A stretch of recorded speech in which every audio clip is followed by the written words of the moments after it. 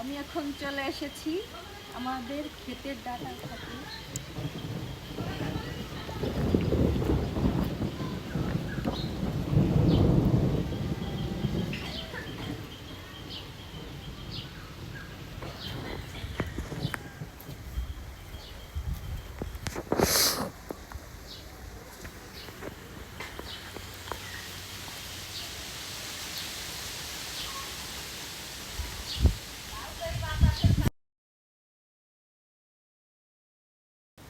এই হচ্ছে আমাদের ক্ষেতের ডাটা, গরুর মাংস দিয়ে রান্না করা হবে।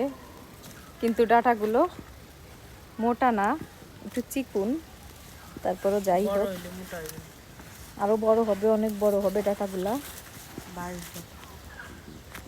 পানি মাখলো আমার চোখে। চলে যাচ্ছি এখন আমরা ডাটাগুলা নিয়ে। আমি আর আমার ছোট বোন এসেছিলাম ডাটা উঠাতে।